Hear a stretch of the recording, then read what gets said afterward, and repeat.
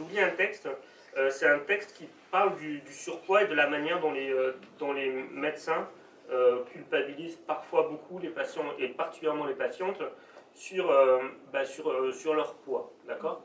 Et donc, moi, ce texte, je l'ai reçu d'une patiente, et j'interviens souvent dans les IFSI, les écoles infirmières, ou aussi dans les écoles de médecine, où j'essaye de sensibiliser les personnes que j'ai en face de moi sur l'absence de privilèges chez beaucoup de gens, notamment que ce soit sur la couleur de la peau, l'orientation sexuelle ou le surpoids. Mais dire à une centaine de jeunes étudiants en médecine, vous savez,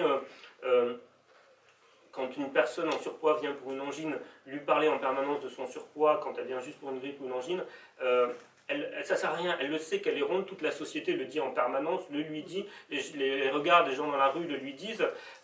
Non seulement ça ne sert à rien, mais en plus, en tant que médecin, moi je dois me baser sur ce qu'on appelle l'EBM, c'est l'Evidence-Based Medicine, c'est-à-dire la médecine fondée sur des preuves. Sur le plan strictement scientifique, c'est montrer, c'est prouver que c'est en plus totalement contre-productif, puisque il y a des études qui montrent que trop parler du poids, du surpoids aux patients en surpoids, fait qu'en fait ils rentrent chez eux, ils culpabilisent, ils ont des comportements alimentaires qui du coup vont aggraver les choses et le suivent. Et du coup, si vous voulez, parce que quand je parle de ça, les étudiants me disent, oh, ben, en même temps, il faut le dire aux patients qui sont en surpoids, Mais un, ils le savent, et deux, scientifiquement, c'est contre-productif. Donc, votre réponse, en tant qu'étudiant en médecine, elle est fausse sur le plan scientifique. Voilà.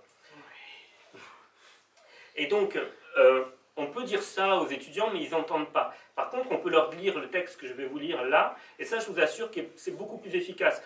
Après, ce serait beaucoup plus efficace si c'était quelqu'un de vraiment concerné qui venait le dire. Donc je vous lis ce texte. Alors voilà, oui, je suis obèse, oui, je ne marche pas assez, oui, je mange entre les repas, oui, oui et oui, mais venez vous occuper de mon mari qui est en train de mourir à la maison, restez près de lui pour lui permettre d'aller pisser ou lui tenir la main pendant qu'il souffre, ne sortez pas 5 minutes car c'est toujours à ce moment-là qu'il aura besoin de vomir sa chimio.